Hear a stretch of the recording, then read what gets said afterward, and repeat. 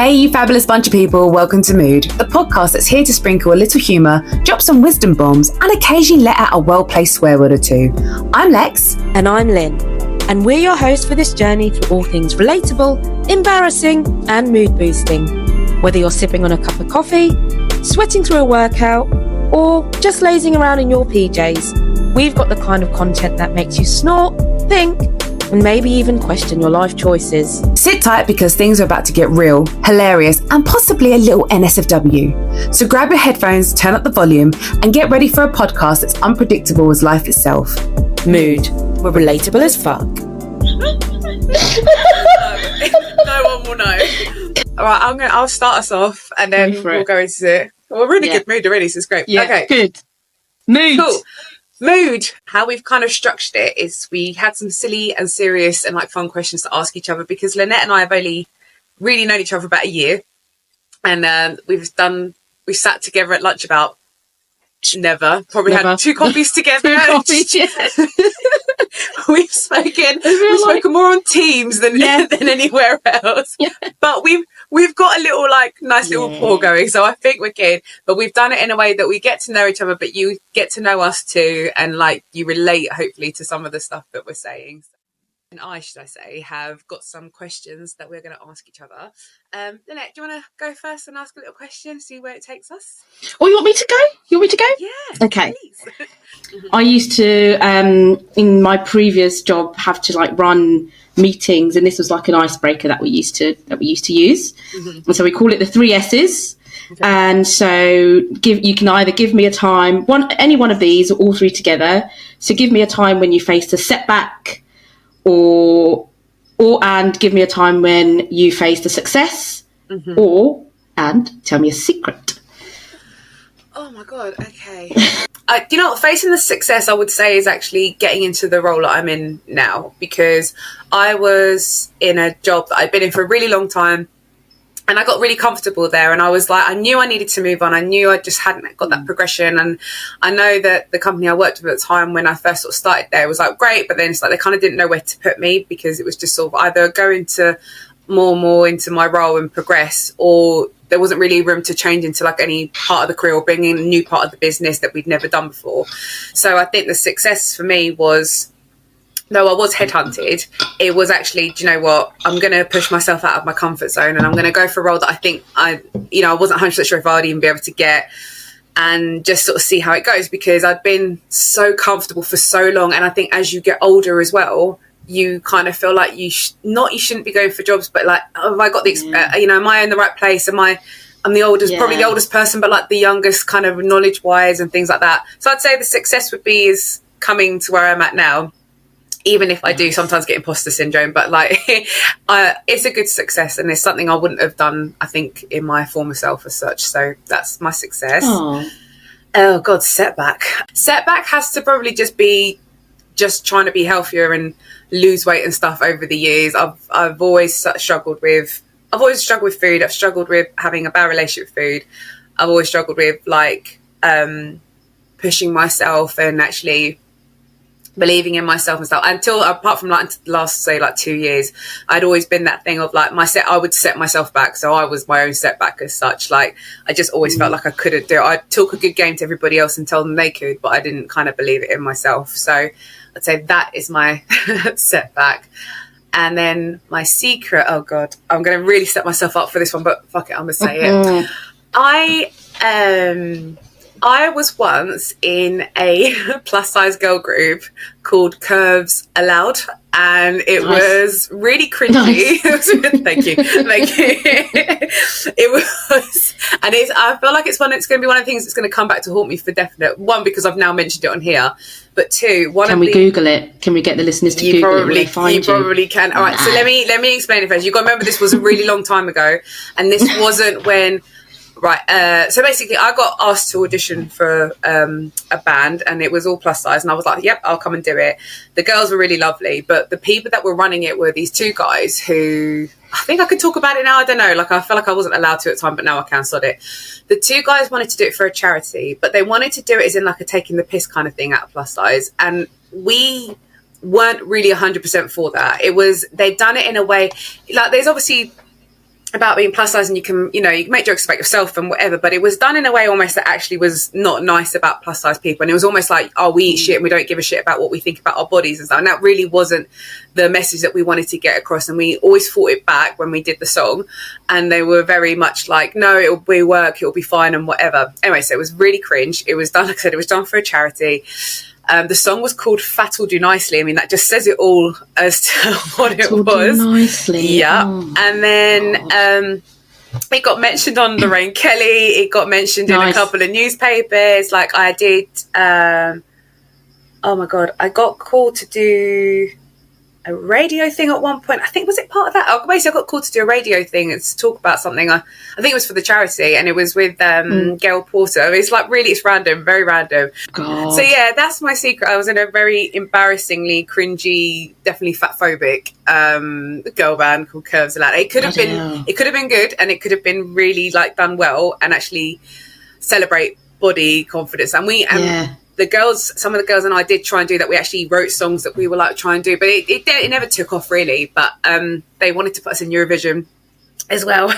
Yeah, and we imagine it would have been just terrible. It would have been awful. Like the comment, I remember reading the comments once, and I was like, yeah, never again. Like it was just hot. It was horrible. So that's it. That's my shameful story. Nice. That's my secret. How about you? Lovely. Wait, my three S's. My success, I think, has to be passing my driving test. Nice. About I like 12 that. years ago. That's good. No, I was about that time as well. So I was, I was going to give away my age now, 24, 25, something like that. But I had taken, I think I started lessons when I was 17. Yeah, no, I was the same. But not continuously. Like I did it, and then the first time I took my test, it was like, I shouldn't be taking my test. And I'm pretty sure my instructor gave me like a drop of whiskey before to calm me down. I was shaking. And I took my test, not gonna lie, 5 times. I think I passed it the 5th time with like the maximum amount of minors you can get. Yeah. So, and I also almost ran over the driving test instructor. Yeah, standard. Yeah. In the parking lot when I drove in, and he said to me, "You've passed, but only just, and I never want to see you again." But I passed. I was like, "No, I passed." Like, get out of the car. Do you know what? Get out. I feel like get out. I feel like 17 is like, I know if you start doing your driving lessons and that when you're 17, that's really young. If you think about it, it's actually really young age to be driving. I was quite reckless at that age. I was the same. Like I started my driving lessons at that age, and I did a couple of tests and I failed, and then I really struggled to concentrate when I drove. I just was a bit like just not in the right headspace. So I didn't get it. No, it didn't click. I was the same as you. I failed a couple of times, and then I think on my 4th I passed, and it was just, I feel like it was just, I had like one minor that day, so it was fine, but I feel like it was just by like, I also think it's the driving instructor you have, the driving test person you have, because I had some that were don't make you feel comfortable, and then there were one last person, she was lovely, and she really put me at ease, and it was a breeze, so it was fine. But okay, so that's your success. What's the setback? I'm sure I have had a few. I'll go to secret though. So my secret is I have been pierced, I think it must be about maybe 16 times, something like that. Okay, go on. Yeah. Oh, do I have to? I'm wondering where these piercings are now. I have been pierced, but I don't have 16 piercings. Ah, okay. So I basically used to have dermal, like in-skin oh my God, piercings. Yeah. So I had that, but I had one I think one fell out, so then I got it done again. So then I had that done twice. So I had them here. I don't know, you can see. Oh, so you got like they're gone completely. Like you're not. They're gone. Again. They're gone. Yeah, I'd really want to. Then I had my belly button pierced twice. That when you were 16, and when I got home, and my my mum's like, "Huh, you prostitute." Yeah, so she's a very very strict Filipino Catholic woman, and so when she found out that I had my belly button pierced, she wasn't happy. But luckily for her, it ripped out. Anyway, and then I got it done again. So where are we up to 5? And then I've done like bits and bobs in my ears. So I had the tragus that came out. So I've got a history here with piercings. Yeah, it sounds like, and do you know what? they sound like they don't like you. They rejected you. I really want to get my nose done. I really love your nose ring, but because of my history, and like, if that fucks up, that's my face. On your face. So on my face. My cousin had like years ago. She had like the like Marilyn Monroe pierce, so like the beauty spot pierce. Oh God, yeah. And her body used to just reject, like same as you. She'd always have like rejections with her piercings, and then to the point where I think they had to cut her lip to get like the piercing out because it had got really infected.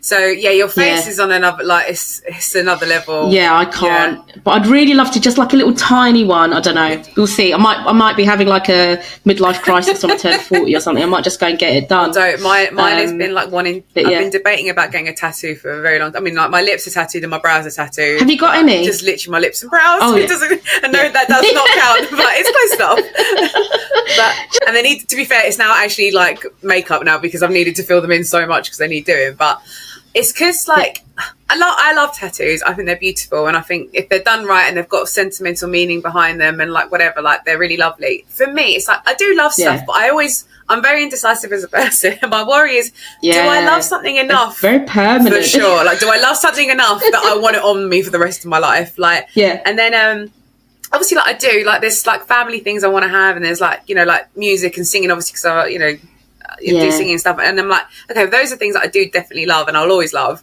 But then again, I'm just like, like, I don't know, I get so torn by it. It's so permanent. And then like my husband's obviously got, I mean, he's got loads of tattoos. He's got like a whole arm of like DC stuff, and that's like still ongoing. So he's got like Superman, Aquaman, like Wonder Woman, like he's on there. And then on the other side, he's got like the Irish style cross, and he's got like a. He's going to kill me now because I can't remember. He's got like an angel bit here as well. I feel like there's a name for it, but I can't remember what it is. And then he's got a little one on his back, very random little logo. The one on his chest, though, I can't stand it because it's not even like a bad idea of the design. It's just a very old tattoo and it looks really tacky compared to his other ones. So he's got like, it's going to sound really random. So he's got like the cloud. So he's half English, half Irish. And he's got the clouder ring here in the middle of his chest. And then on one side, he's got like a leprechaun and a pot of gold and like a rainbow or something. Nice. And then the other side is like a British bulldog and like a pot of tea and like cupcakes. It's just so random, right? Aww. And every time I look, I'm like, that one. And he knows, like, he admits it himself. He's like, that one needs to go. But it's just every time everyone sees his arm ones. And as soon as I say, show him the chest one, they're like, oh yeah. It's just like that's the one that's an old one. So I think he's the reason why I want them and why I don't want them at the same time, because I've seen what they can look like if you don't do them right or don't have the right person doing them. If I got a tattoo, I'd rather have it somewhere that I can't really see it, because then I won't get bored of looking at it and then be like, right, I want it off now. Like, but that's it. I'm saying maybe when I hit 40, I'll hit my midlife crisis also and be like, screw it.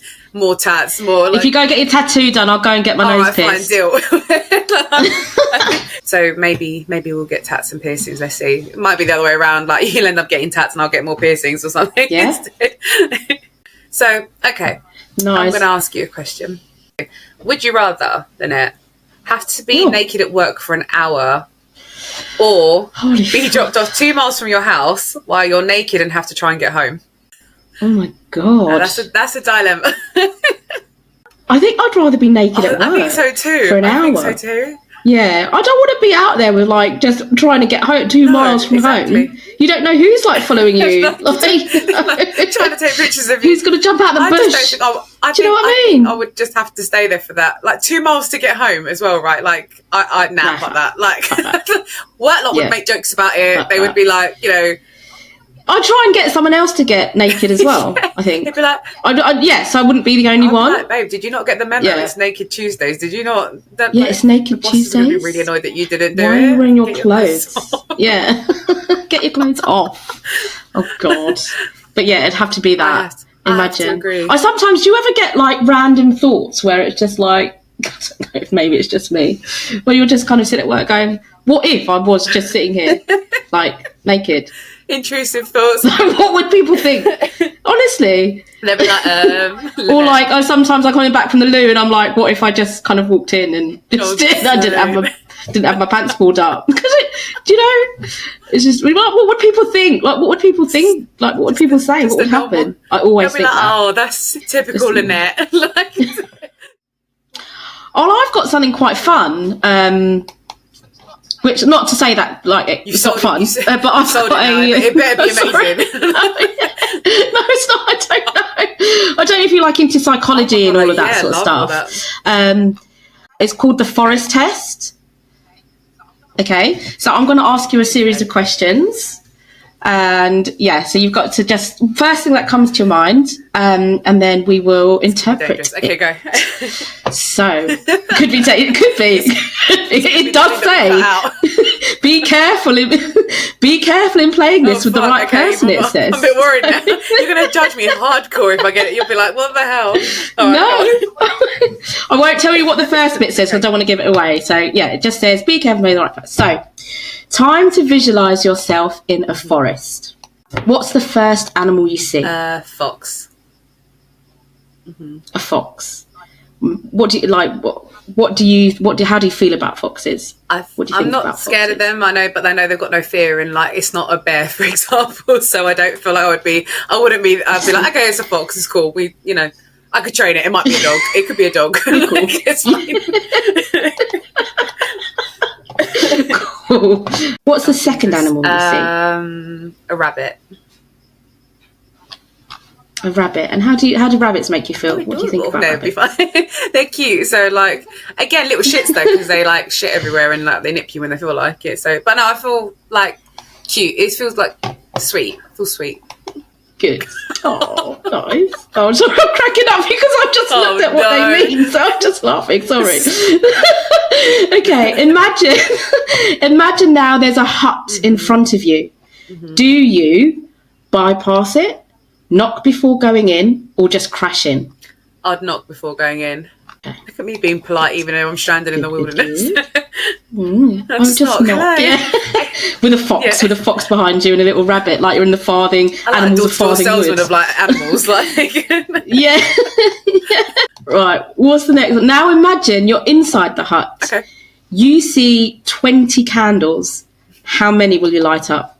Oh, all of them. It's like, okay. Oh, I might burn the place down, but it's a risk I'm willing to take. But you're gonna light all of them. I just want good ambience, like you said. And the table, you see a table in there. Is it square or circle? Square. I'm regretting my candle conversation now because I'm just sitting there thinking, yeah, I know I can't go back. I'm aware. It's just because I'm like, okay, but if I wasn't going to be stuck there, then really I shouldn't light every single one of them. I should be a bit more careful and just like one at a time, maybe. It's up to you. But screw it. What are you going to do? What are you going to stick with? I wanted cozy over safety, so let's do it. 20. We're sticking with 20. 20. So you're at the square table. Mm-hmm. How many chairs are at the table? 2. Stop laughing at me. Sorry. I'm so judged right now. There is a jug on the table. What is it made of? Glass. It's a weird question, isn't it? A glass. Okay. And how much water is in it? How much water is in this jug? I wonder what this could mean. I wonder. No water? Is it half? Or is it full? It's full. It's full. Okay. Whoever was there before. Now imagine you to be nice and just leave me some water just in case. Now imagine you're out of the hut and you're walking in the vicinity of the forest. Mm-hmm. You reach a beautiful waterfall. Mm-hmm. How fast is the speed of the water in this waterfall? I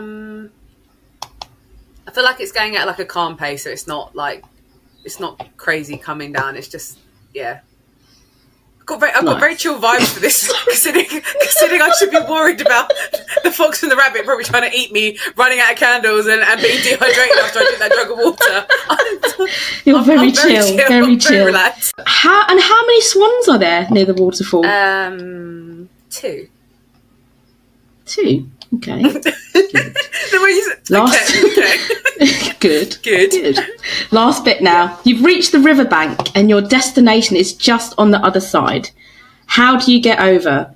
Do you jump into the river and swim?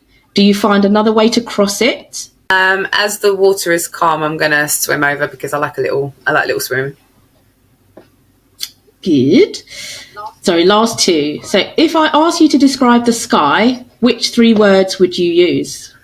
Bright, blue, and Blue and Sunny. I know Bright and Sunny are kind of the same, really, but I can't. It's too late in the day to be thinking more words. Too late. This is the last one now. What 3 words would you use to describe the sea? The sea. Oh God. Deep, dangerous, but still calm, because it's unpredictable. So yeah, unpredictable. I'll say unpredictable, deep, and was that what I said? Dangerous. Dangerous. Yeah. Okay. Are you ready? Yeah, go for it. I'm intrigued. Okay. So the first animal, which you said was fox. So it says here, the first animal represents what you think of yourself. Safe. Safe. You're safe. Yeah. Safe. You're not a bear. You're not dangerous. Safe. Yeah. You're just safe. Choice. You're just safe. Yeah. Well, yeah. I suppose you could interpret it like that. You know, you're not a So you're not a threat. I'm vanilla when it comes to the animal kingdom. You're a fox. Yeah. You're a fox. The second animal, which is this is why I was laughing. The rabbit, because they're cute and sweet, they're so cute, is how you think of your partner. Actually, so if he's listening, that is kind of cute. He's sweet. Yeah, he's cute. Yeah, that actually works perfectly. There you go. He's a little bunny. So you enter the hut represents how ready you are for a relationship, or I guess kind of, well, you're married, aren't you? Yeah. So knocking and going in means you prepared yourself in a healthy way for a relationship. So if you bypass it, it means you're not, and if you rush in, it means you feel insecure and desperate to be in one. So right answer. Very good. Oh, here you go. The candles. So you wanted to light 20 candles. Yeah. So the more candles you light up, the more generous you feel in using your resources for yourself. Okay, that makes sense.